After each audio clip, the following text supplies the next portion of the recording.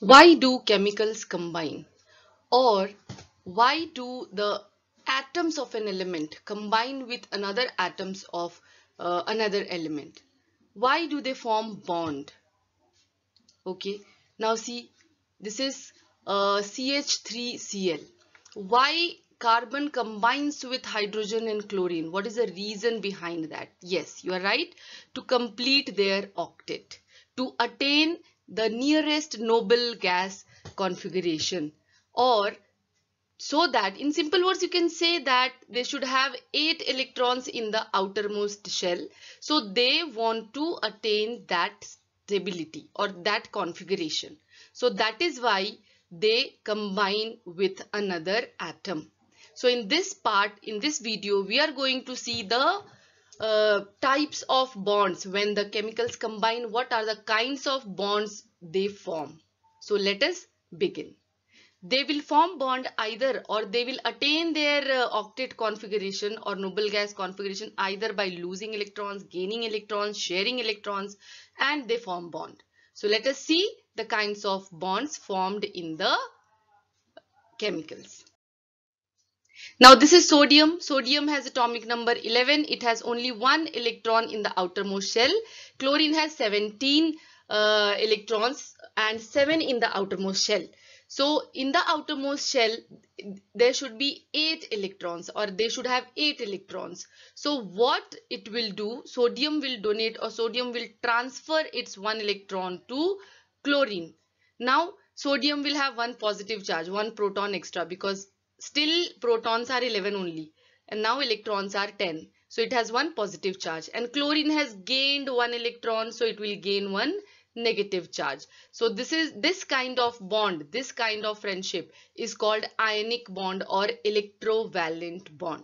Okay, so NaCl, between NaCl, in this compound NaCl, what is the bond formed? The bond formed is ionic bond. And how it is formed? It is formed by the complete transfer of electrons.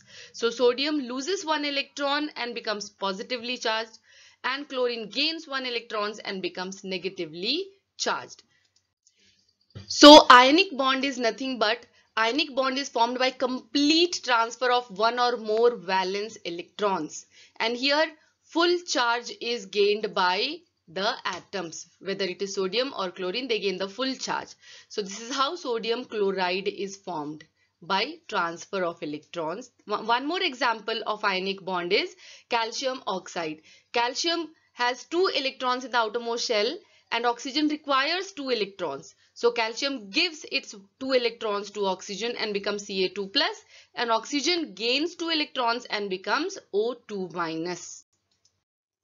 Now this is magnesium. Magnesium has atomic number 12. It has 2 electrons in the outermost shell. Chlorine has only chlorine requires only 1 electron. It has 7 in the outermost shell. So what it will do, magnesium will give its 1 electron to one chlorine and another electron to another chlorine, and it becomes Mg++ or 2+, and chlorine becomes Cl-, and it forms a compound called magnesium chloride. So this is also, magnesium chloride is also formed by ionic bond. Now this is hydrogen. Hydrogen has 1 electron in the outermost shell, and chlorine has, as you all know, 7 electrons in the outermost shell. Now here what happens, hydrogen approaches chlorine, but it does not transfer its electrons. What it says that you give me, or you share your 1 electron with me so that I complete my duplet. Okay, so chlorine gives, or chlorine shares its 1 electron with hydrogen, and hydrogen shares its 1 electron with chlorine. So both of them, chlorine attains its octet and hydrogen attains its duplet. So they form a bond which is called covalent bond. So covalent bond is nothing but the bond formed by sharing of electrons. Here the transfer of electron does not take place. Here sharing of electrons take place. So this kind of bond is called covalent bond, and here only single electron is shared by both of them. So single covalent bond is formed.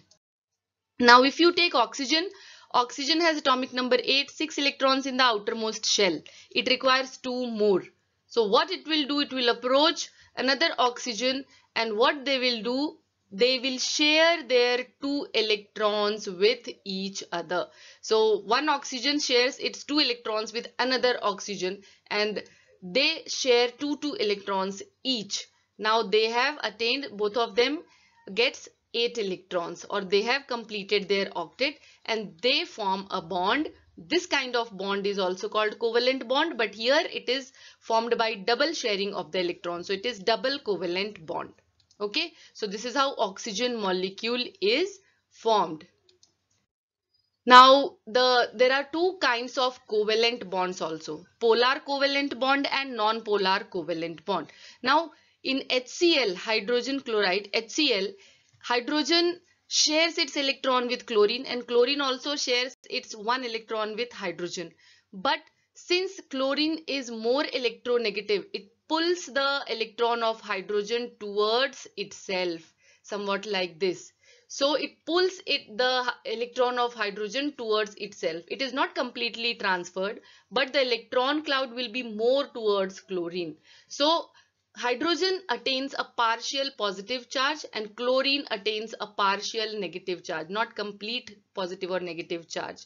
So there is a partial positive and negative charge, so there exists a dipole. Two poles are there, and this kind of bond is called polar covalent bond. So the bonding electrons shared unequally between two atoms. Partial charges are there on the atoms. The bonding electron is more towards chlorine and less towards hydrogen. So this kind of bond is called polar covalent bond. Some examples of polar covalent bond: H2O. In H2O, the electrons are pulled towards oxygen, so oxygen gains partial negative charge and hydrogen gains partial positive charge. Some more examples of this one, HCl, of polar covalent bond. One more is CCl4, carbon tetrachloride. It can be shown like this also. It shows the arrow shows the polarity, that the electron is pulled towards, the 4 electrons of carbon are pulled towards chlorine. One more example, you can say BF3. One more example, you can take CH3Cl.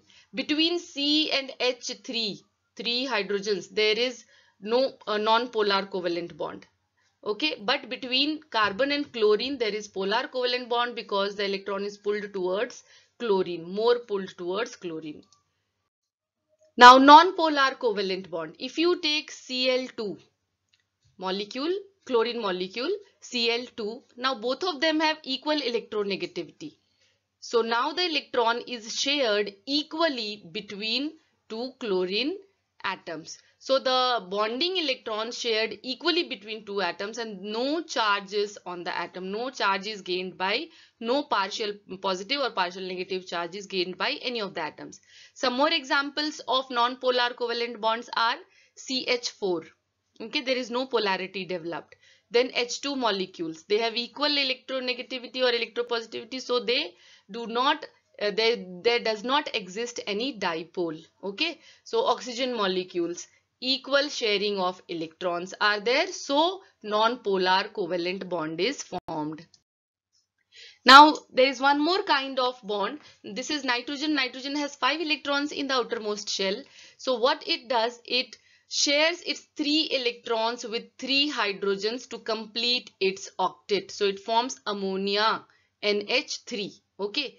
Now, but there is one more hydrogen without any electron. That means only with only one proton. That is one positive charge. It approaches ammonia and it takes 2 electrons or a lone pair of electrons from ammonia towards itself. So ammonia donates its 2 electrons to hydrogen, but the electrons will belong to nitrogen only. Okay, but it is also shared with one hydrogen with positive charge without electron. So this kind of bond is called coordinate covalent bond or coordinate bond. This is ammonia molecule.